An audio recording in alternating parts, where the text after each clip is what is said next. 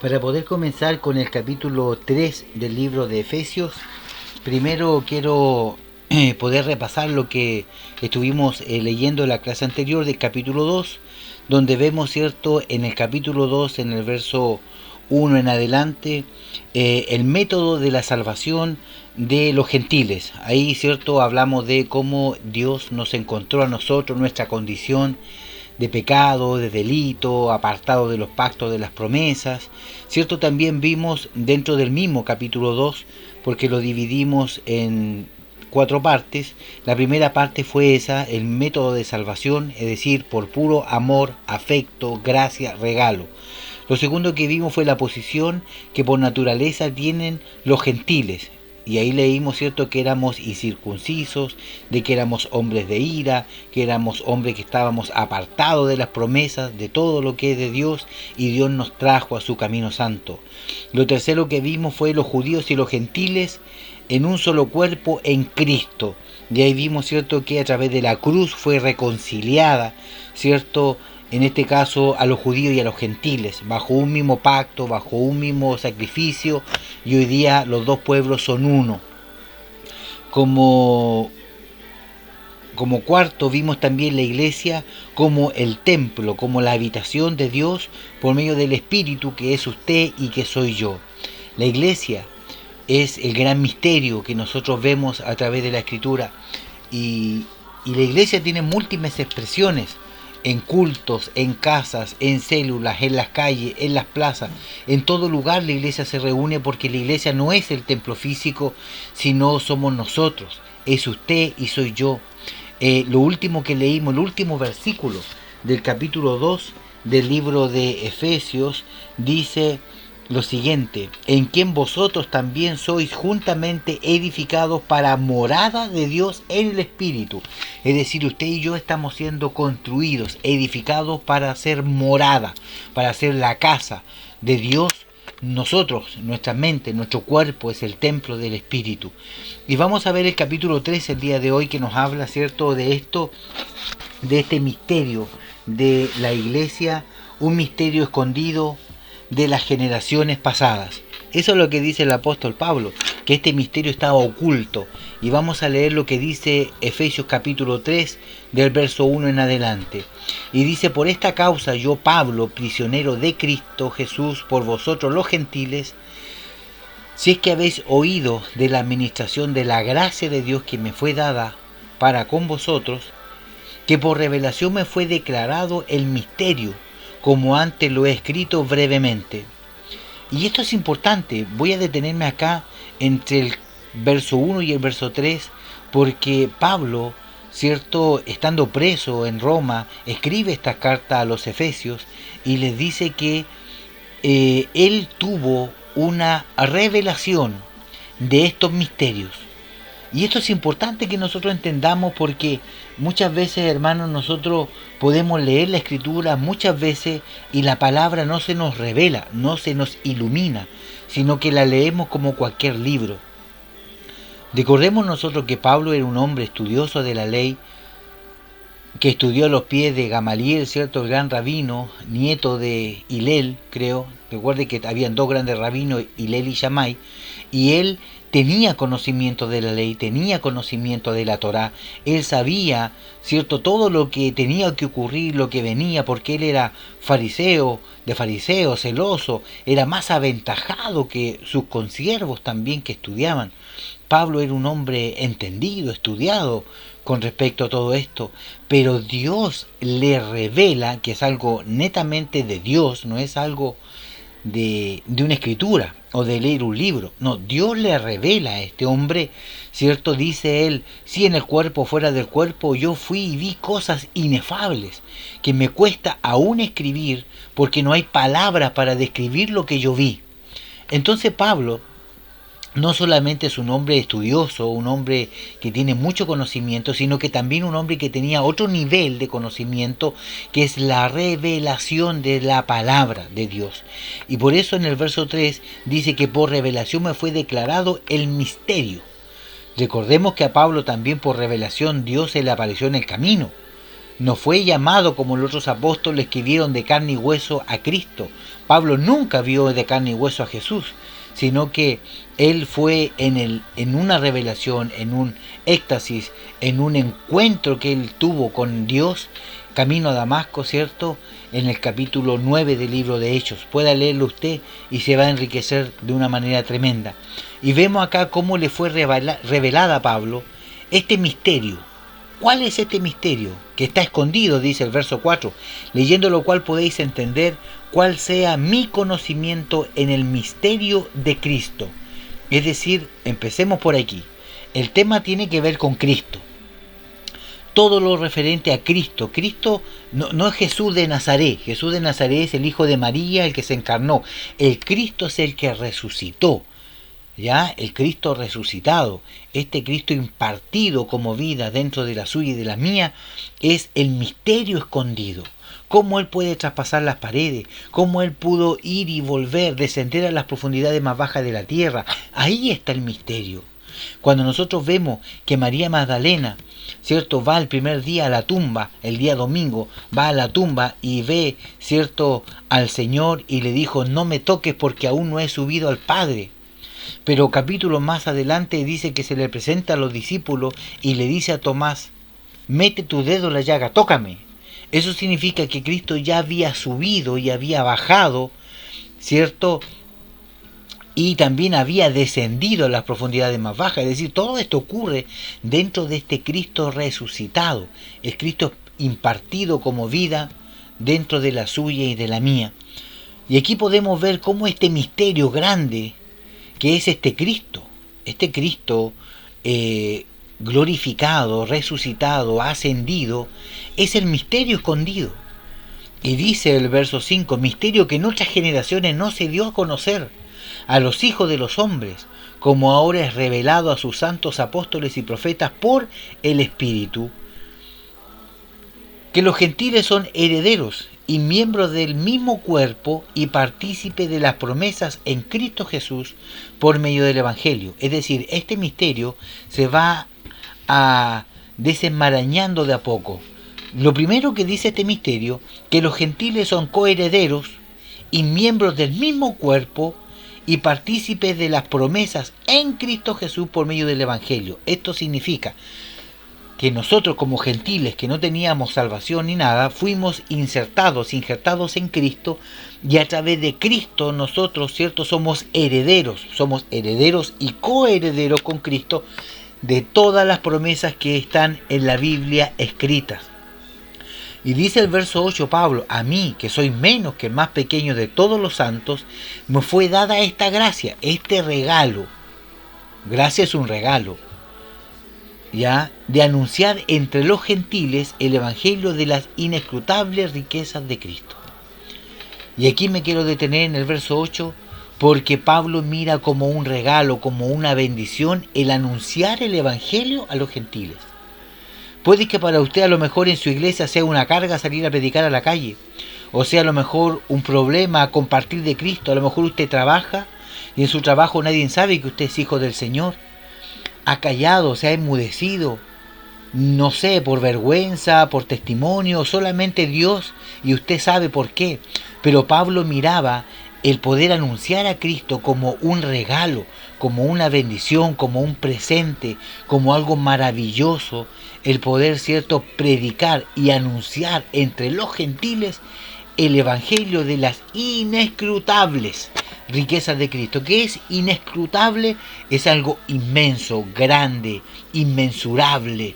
Es decir, Dios a través de Jesucristo tiene riquezas tremendas para usted y para mí, espirituales, si nos atrevemos nosotros a poder salir a anunciar el evangelio a los gentiles como un regalo recibido por gracia, y así nosotros también por gracia debemos dar esta bendición. Y Pablo lo mira así, como un regalo tremendo. Ahora, ¿por qué un regalo? Porque miren lo que dice el verso 9, y de aclarar a todos cuál sea la dispensación del misterio escondido desde los siglos en Dios, que creó todas las cosas. Es decir, aclarar a todos cuál sea el tiempo del misterio escondido. Y el verso 10 dice, para que la multiforme sabiduría de Dios sea dada a conocer por medio de la iglesia a los principados, potestades en los lugares celestiales. Esto significa de que cuando nosotros anunciamos el Evangelio de Cristo, como regalo, el evangelismo que nosotros hacemos, nosotros vamos a entregar soluciones a las personas que no tienen solución.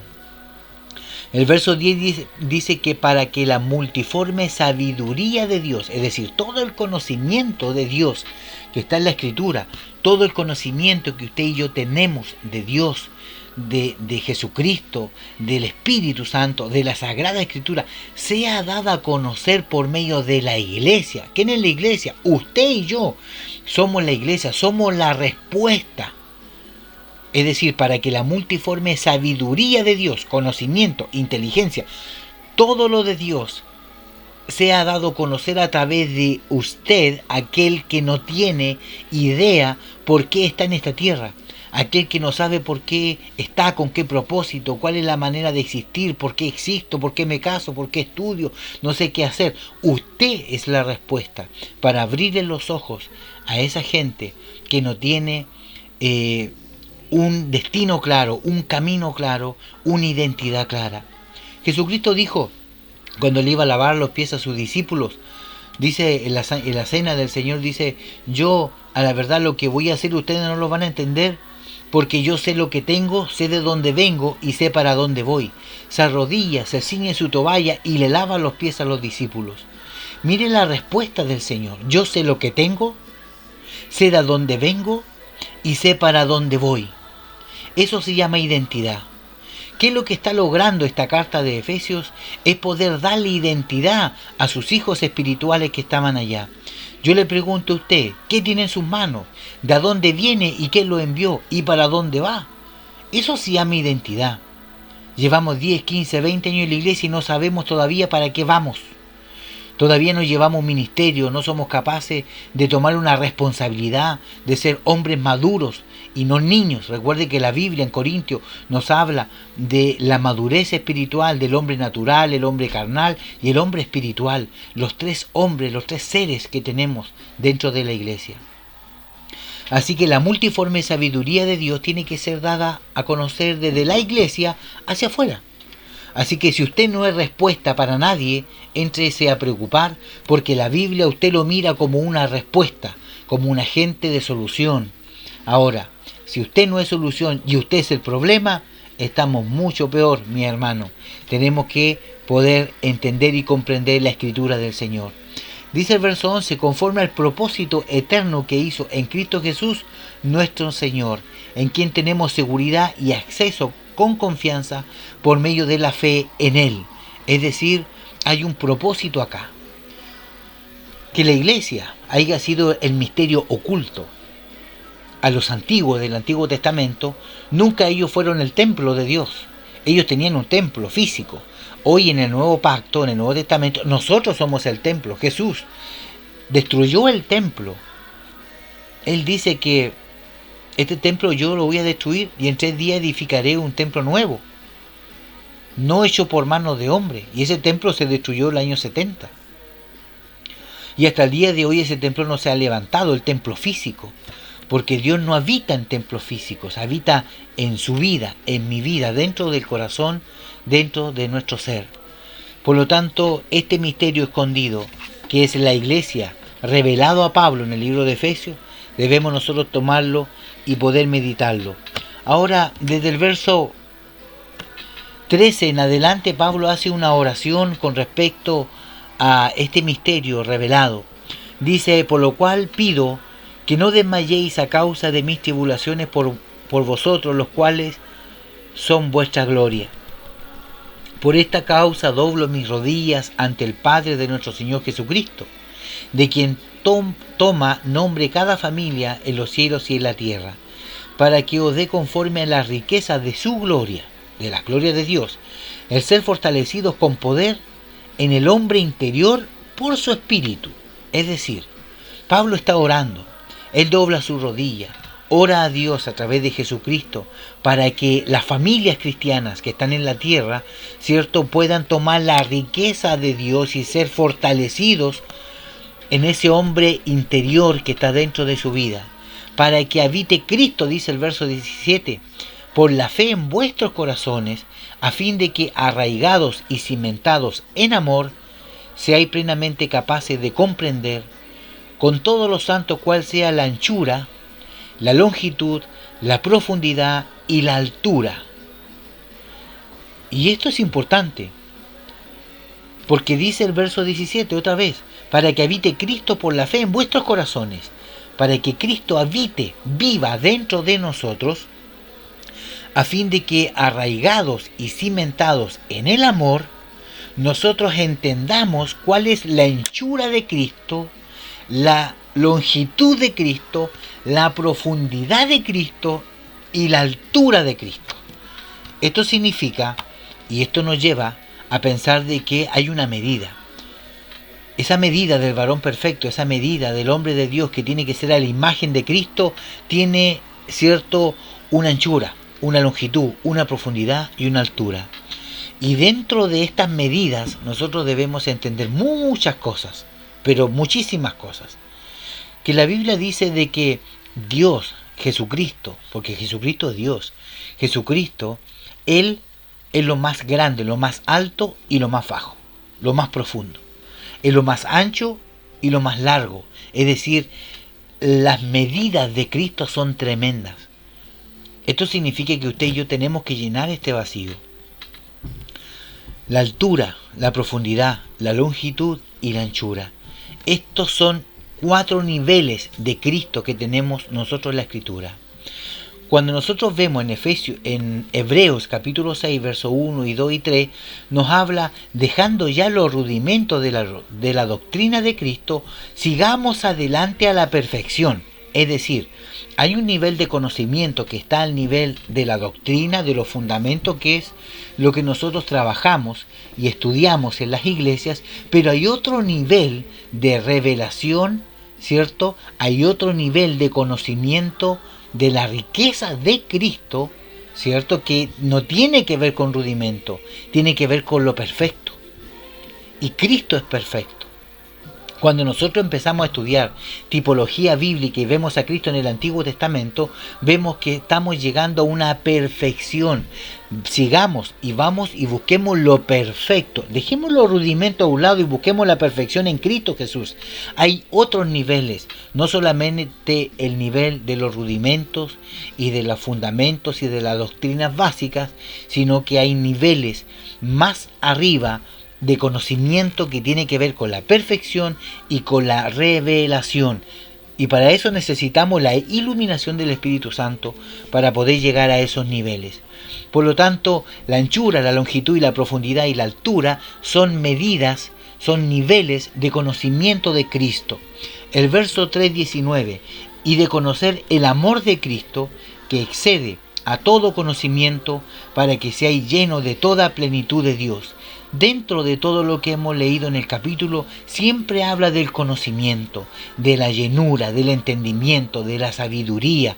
Eso es lo que Dios anhela, que usted conozca a Cristo, que usted se coma a Cristo como a pan, como el maná verdadero que descendió del cielo. No que usted vaya a la iglesia a sentir a Dios, que vaya. Usted puede ir y sentir todo lo que quiera, pero eso es una cosa, usted no puede vivir de sentimientos. Usted tiene que vivir de conocimiento, saber a quién está adorando, saber a quién le levanta las manos, cómo glorificar a Dios, cómo cantar una alabanza en el Espíritu. Usted tiene que conocer. Así que yo lo animo que lea la Biblia, que busque, que indague, que se enamore, que si va a quedar costo de vista, que sea leyendo la Biblia y no viendo tele, que usted se esfuerce cada día en poder buscar al Señor.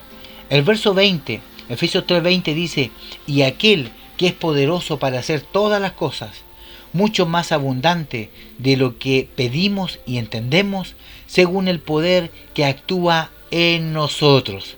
Y aquí vemos que hay un poder que actúa en nosotros. Y ese poder, dice la Escritura, que es el mismo poder que resucitó a Cristo. Ese poder que lo habita usted y me habita a mí, tiene el poder para poder hacer los cambios necesarios en su vida, en sus hábitos espirituales y en su caminar en Cristo Jesús. A Él sea la gloria, dice el 21. A Él sea la gloria en la iglesia en Cristo Jesús por todas las edades, por los siglos de los siglos. Amén. Vemos acá este misterio revelado que es la iglesia, cierto, que es Cristo.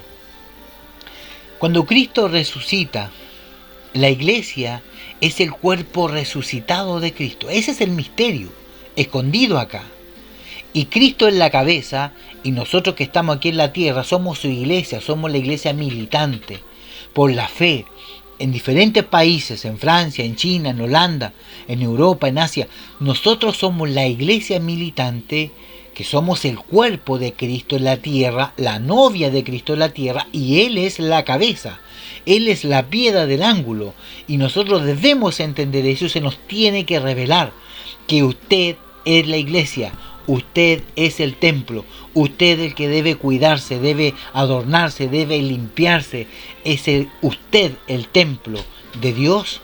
Y lo vamos a seguir viendo en los capítulos que sigue, que todo lo que Dios ha hecho fue por nosotros y para nosotros, en el nombre de Jesús. Espero que este capítulo 3 del libro de Efesios también haya sido de gran bendición, como lo es para mí el poder estudiar estas cartas maravillosas que son para el pueblo del Señor.